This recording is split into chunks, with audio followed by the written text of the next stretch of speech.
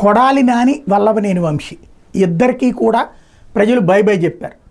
గన్నవరం గుడివాడ వాస్తవంగా వంశీది పెద్ద కౌంట్ వేయడానికి వీల్లేదు, ఎందుకంటే తెలుగుదేశంలో ఉండగా గెలిచాడు. పార్టీ అంతకుముందు తెలుగుదేశంలో ఉన్నప్పుడు పార్లమెంట్ స్థానంలోనే ఓడిపోయాడు. గన్నవరం మొన్నటిసారి విజయం సాధించడం అన్నటువంటి అతనికి ఉపయోగపడింది. వాస్తవంగా 23 స్థానాలే తెలుగుదేశం పార్టీ గెలుచుకున్నప్పుడు అక్కడ అది తెలుగుదేశం కంచుకోవటానికి సాక్ష్యం అది.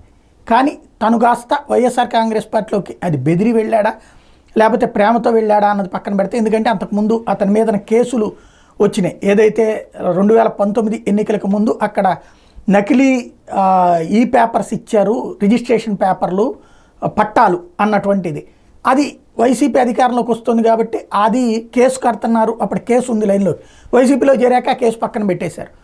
ఆ విధంగా అతను కాపాడబడ్డాడు. అందుకోసం వైసీపీకి లాయల్టీ చూపించాడు. కానీ కొడాలి నాని అట్లా కాదు.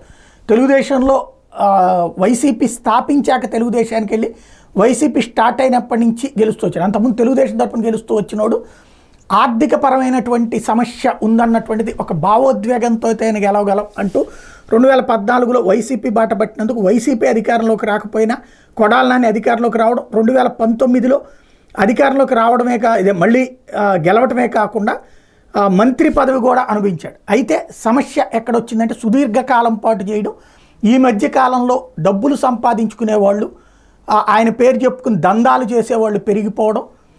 నేను గుడివాడ వెళ్ళినప్పుడు అక్కడి నుంచినే చెప్పాను కూడా ఆ విషయం. ఏది రోడ్లు పరమ దరిద్రంగా ఉన్నాయి, మరి జగన్ అడిగితే డబ్బులు తీసుకోగలిగినటువంటి శక్తి ఉన్నటువంటి రోడ్డు ఇట్లా ఎందుకు చేశాడో తెలియదు. గుడివాడలో అయితే అతనికి బాగా నెగిటివ్ ఉందన్నట్టు అది ఇప్పుడు ప్రస్ఫుటమైంది. వెనుగండ్ల రాము ఘన విజయం అన్నటువంటిది వరుసగా ఒక్కొక్క రౌండ్లో. ఇంకోటి చంద్రబాబుని దూషించిన ఎఫెక్ట్ అంబటి రాంబాబుకి, అటు పక్కన కాకినాడ ద్వారంపూడికి, ఇటు కొడాలి నానికి ముగ్గురికి తగిలిందనాలి. చంద్రబాబు గారి భార్యని అవమానించినటువంటి డైలాగు ద్వారంపూడి చంద్రశేఖర్ రెడ్డి వివరించినటువంటి వ్యక్తి ఇటు అంబటి రాంబాబు అసెంబ్లీలో.